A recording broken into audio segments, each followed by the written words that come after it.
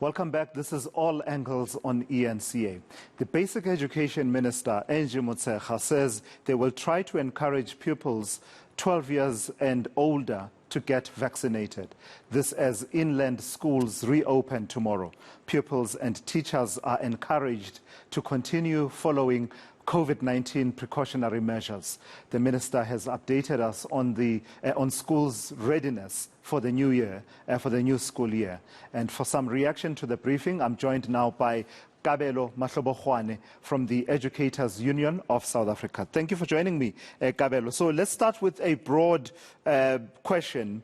The minister has just given a briefing on the state of readiness for schooling. There are some hiccups in the province of Gauteng that have to do with the online placement system, but I do not presume for a moment that this applies across the country. But I do imagine that infrastructure challenges continue, but also the challenges related to, adherence to COVID-19 precautions. From your side, what is your understanding of the state of readiness for the new schooling year as it gets underway tomorrow? Well, thank you very much for having us here, Tula. The same problems that have been happening in basic education are continuing this year.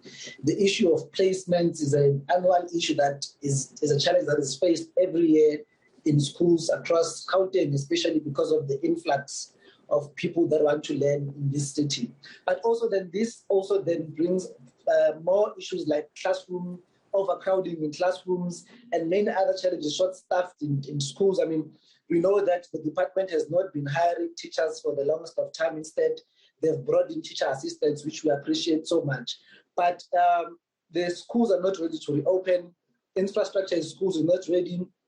We still have schools that are using pit toilets. We still have schools that do not have running water. But it's some things that have been happening for more than 9 years that the minister has been in the position that she is right now. And really, some of us have stopped believing that the Department of Basic Education really has interest in bettering the situations in our schools.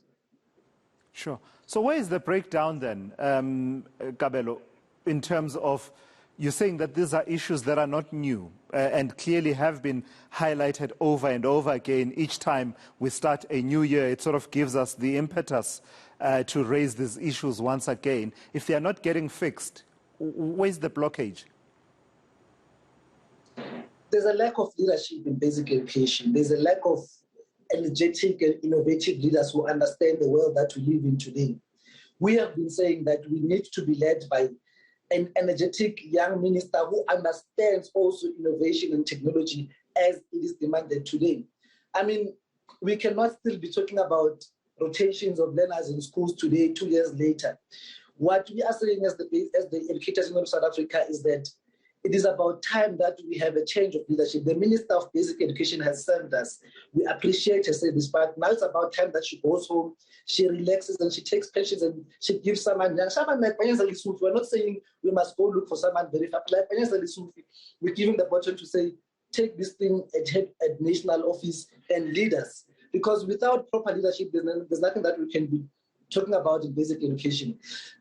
What we are saying as the Educators Union of South Africa as well is that it's about time that all learners go back to school. Learners have missed so much of the education that they're supposed to be receiving, and it's not fair anymore on them that we are going to say they must rotate. We need to go back to full classrooms, but not overcrowded classrooms. We need to go back to what policy says. The South African Schools Act, together with the personal administration document, which is like a job description for teachers, says in primary schools the maximum number of learners in classrooms is 35, and in high schools is 30. That is the number that we want to go back to. We want to go back, we want to teach. We are tired of all of these games that are being played. The minister, when she feels like she needs media attention, she would call a media briefing and say nothing.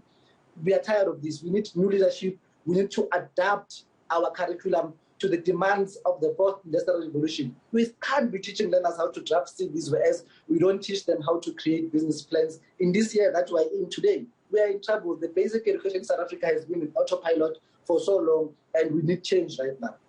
Just talking about that whole question of rotational learning in the context of COVID-19 and trying to curb the spread of the virus, but in a context where classrooms are overcrowded, obviously, a far cry in some instances from what you just cited, the 30 and 35 for primary and high schools. How do we achieve that, given the realities we face at the moment and the urgency of needing to, get pupils back to a proper stream of learning to recover as much ground as possible? How do we do it practically? We need to enforce and establish, actually increase on private and public partnerships within basic education. We are not going to say the department must build more schools because we know that has not happened in so many years. But we need to start piloting home online education in the basic education sector, in a sense that the department can partner with schools like Teneyo, which is an online school, and the UCT High School, and bring that into the basic education so that learners that have the resources at home and the necessary support to be able to conduct education at home, they can be able to do so. And those that are not resourced enough can be able to study at home can come into these classrooms and receive support with physical interaction with teachers. We need to start piloting online education in South Africa because that is where education is going to. Education is no longer a classroom. Learners can study under a tree and be able to receive the best education ever. That is why we see these unique situations of learners that are from rural schools who are getting 80s, who are being A students and are becoming doctors and all of that. It's because it's not about the classroom anymore. We need to enhance the curriculum. This thing of removing LO is being said by non-teachers who don't know what's happening in education. We don't need to change, to remove anything. We need to enhance it and make sure that it goes in line with what the demands of today are. We need to have a globalized education system that produces learners that can be able to compete globally. But how do you compete globally when all the department is obsessed about is going back to a curriculum that was designed so many years ago, before we even knew COVID-19 was going to strike us in the way that it did? Lastly, Kabelo, talk to me about what's really at stake in 2022. If we said the class of 2020 had a challenge of, the lockdown and spending many weeks without going to school and just disruption, and then we characterized the class of 2021 as having borne the brunt of 2 years of that abnormal situation. Not so much of the lockdown and staying at home, but basically disruptions continuing and needing to catch up on the work from 2020 as well. What's at stake for the class of 2022, and how does it, what implications does it have for future, concepts such as inequalities, perpetuating inequalities in the future if we don't get this right? We really run a risk of having an uneducated generation at some point, because the grade 12s, the grade 11s, and whoever that from grade 10 that have been in education during this COVID-19 system are at a much higher risk. Remember, learners were already not learning in our schools. As teachers, we were already always prioritizing administration. I can promise you now, I can even stand on this in court. In over 80% of our schools, we are not teaching. We are giving the department the administration that they want. So on top of that risk of not giving learners education and support, because of COVID-19, now there's a lot more administration that teachers need to focus on, and no education is taking place in the classroom. So we are at the end of the day going to have learners that are going to contribute more to the high unemployment rate that we have right now. We are going to have more learners that will be very skilled at drafting CVs, but not innovative, not knowing how to start their own businesses. And that means that we are going to impact our economy. At some point, we are going to go to a very huge recession that is going to impact us because of the gap that is being done.